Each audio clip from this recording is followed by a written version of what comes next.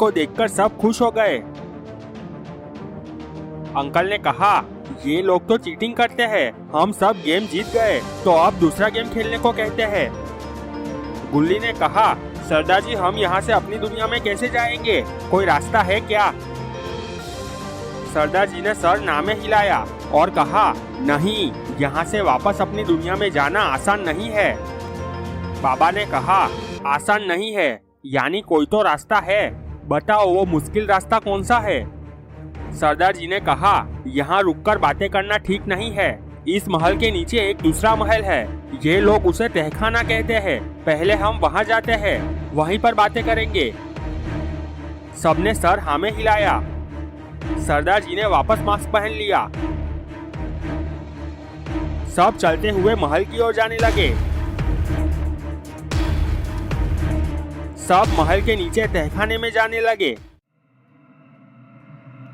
सब महल के नीचे टनल में पहुंच गए।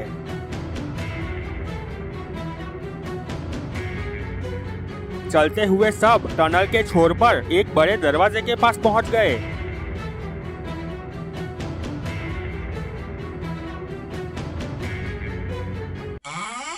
दरवाजा अपने आप खुल गया। सब चलते हुए अंदर चले गए। सबके अंदर जाते ही दरवाजा अपने आप बंद हो गया। बाबा तहखाने को चारों ओर देखने लगे। वो एक महल जैसा था, वहाँ एक सिंहासन था और चारों ओर पिलर थे।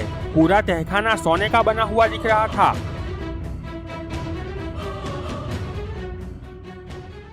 बाबा ने कहा, अब बताओ हम यहाँ से कैसे पृथ्वीलोक वापस जा सकते हैं? सरदार जी ने मास्क निकाल दिया था।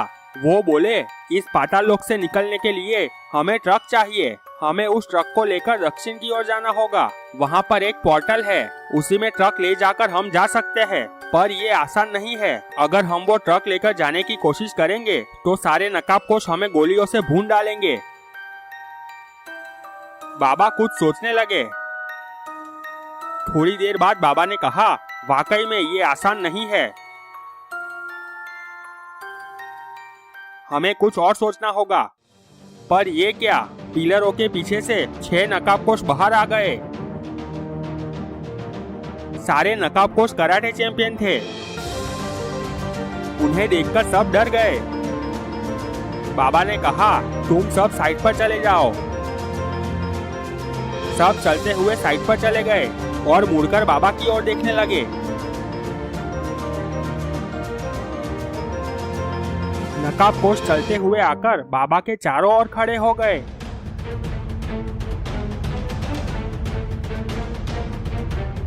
सब फाइट के लिए तैयार हो गए।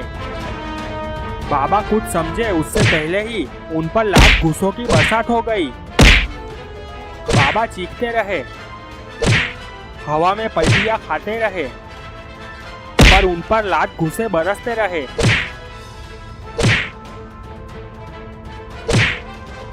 ये देखकर गुल्ली बुल्ली, शॉन अंकल और सरदार जी का मुंह खुला का खुला रह गया। अंकल ने कहा, अरे रे, ये लोग तो बहुत बेरहमी से मारते हैं। शॉन ने कहा, लगता है आज हमारा आखिरी दिन है, बाबा के बाद फिर हमारी बारी आएगी। गुल्ली ने कहा, विश्वास नहीं होता, बाबा कुछ करते क्यों नहीं? गुल्ली ने कहा, गुल्ली कहीं हम सपना तो नहीं देख रहे?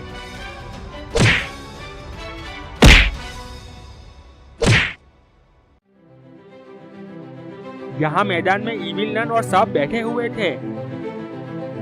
बॉस इविल नन के सामने खड़ा हुआ था। इविल नन ने ग्रैनी से कहा, तुमने उस बाबा को चांटा क्यों मारा था? ग्रैनी ने कहा, मुझे उस पर बहुत गुस्सा आ रहा था, उसने चीटिंग करके सबको बचाया था, इसलिए चांटा मार दिया। बॉस ने कहा, मैडम उन प्लेयर्स का क्या करना है?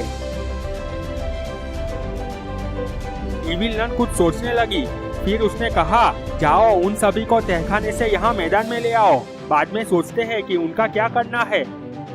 तभी ग्रैनी बोली, कालिया, जाओ उन सबको लेकर आओ। बॉस को बहुत गुस्सा आ गया। उसने गन निकालकर ग्रैनी की ओर तान दी। तभी इविल नन खड़ी हो गई और बोली, ये मेरी सहेली है, गन वापस रख दो। बॉस ने कहा, आप इसे कुछ कहती क्यों नहीं? जब से यहाँ आई है तब से मुझे कालिया कालिया करके बुलाती है।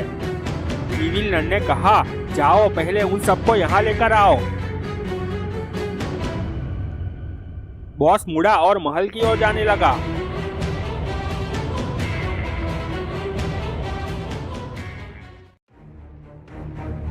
यहाँ बाबा मार खाकर नीचे गिरे हुए थे। वो खड़े हुए।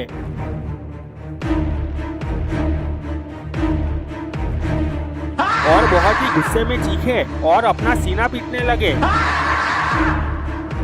सरदार जी ने कहा, बाबा ये क्या कर रहे हैं? गुल्ली ने कहा, अब बाबा बहुत गुस्से में आ गए हैं, अब इन नकाबपोशों की खेल नहीं।